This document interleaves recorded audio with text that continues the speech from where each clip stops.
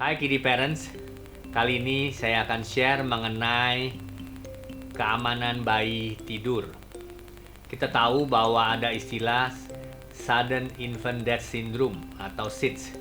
Istilah ini sekarang sudah diganti dengan Sudden Unexpected Infant Death, yang di dalamnya ada Sudden Infant Death Syndrome atau SIDS ini.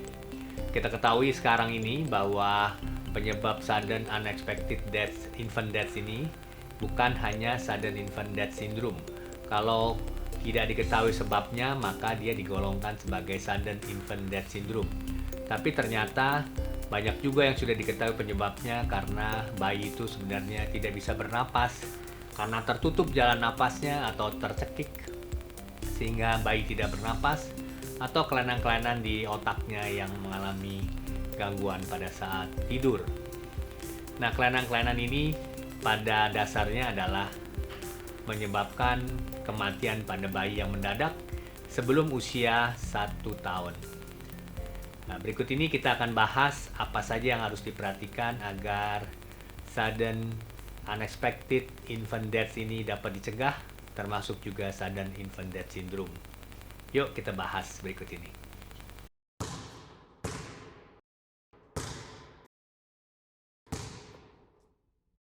Kiddy Parents, Sudden Unexpected Infant Death (SUID) ini bisa terjadi pada bayi yang berusia kurang dari 1 tahun. Di dalam Sudden Unexpected Infant Death ini, bila tidak diketahui sebabnya, ada di dalamnya yang kita kenal sebelumnya sebagai Sudden Infant Death Syndrome.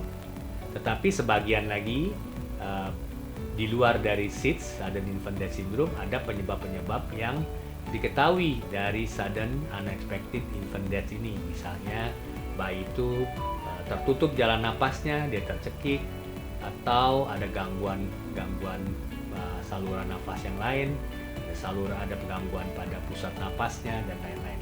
Bila ini diketahui, maka dia tidak disebut Sudden Infant Death Syndrome atau SIDS, tapi masuk dalam kategori Sudden Unexpected Infant Death. Apapun itu namanya, tetapi yang penting adalah bayi-bayi di bawah 1 tahun bisa terjadi kematian mendadak yang kita perlu perhatikan dan kita perlu cegah. Nah, yang bisa dilakukan adalah yang pertama, satu, jangan biarkan bayi tidur tengkurap.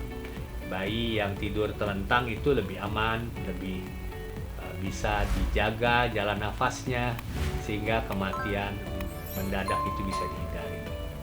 Yang kedua yang kita perlu perhatikan adalah biarkan bayi itu tidur satu ruangan, satu kamar dengan orang tua, dengan ibunya, sehingga ibu bisa mengawasi secara langsung apakah bayi ini memerlukan bantuan, apakah ada terjadi sesuatu, atau apakah bayi ini muntah misalnya, atau bayi tidak bisa bernapas, tercekik, atau terjerat lehernya misalnya. Nah, ini yang kita perlu lakukan, yaitu orang tua, ibu terutama, tidur satu kamar dengan bayinya. Tetapi walaupun satu kamar, jangan biarkan bayi dan ibu tidur seranjang.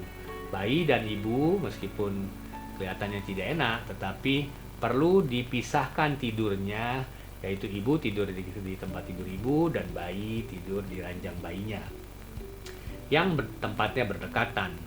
Nah, di ranjang bayi ini jangan biarkan ada benda-benda yang bisa membuat jeratan, jangan biarkan ada selimut yang bisa menutup jalan nafas, biarkan dia bebas dan bisa terlihat dengan jelas apa yang terjadi di sana.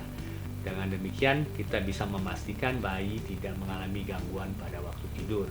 Dan juga perhatikan bahwa alas tempat tidurnya, kasurnya itu jangan terlalu empuk sehingga bisa melengkung, tapi yang cukup empuk tapi tidak melengkung sehingga tidak terjadi gangguan pada saat bayi tidur. Dan juga perhatikan juga jeruji-jeruji atau dinding pemisah bayi tersebut agar tidak bisa bayi tercekik di antara jeruji-jeruji tempat tidur tersebut. Nah, dengan demikian kita tahu bahwa bayi aman di dalam cribs-nya, di dalam ranjang bayinya, dan ibu bisa dengan cepat menolong bila ada terjadi sesuatu yang membutuhkan pertolongan dari ibunya. Nah, 3 hal ini yaitu: satu, jangan tidur tengkurap; kedua, tidurlah seruangan dengan orang tuanya; yang ketiga, bayi tidur sendiri di tempat tidur sendiri dan dekat dengan ibunya sehingga bisa ditolong dengan cepat bila terjadi sesuatu. Ini akan membantu untuk menolong bayi-bayi untuk tidak terjadi sudden unexpected death syndrome, di dalamnya ada SIDS juga. Baik, kali ini sharing saya mengenai keselamatan bayi agar tidak mati mendadak sebelum usia 1 tahun. Mudah-mudahan berguna, dan kalau Anda baru pertama mampir di channel saya, jangan lupa subscribe dan tekan tombol lonceng, sharing kepada teman-teman, dan sampai jumpa pada minggu depan.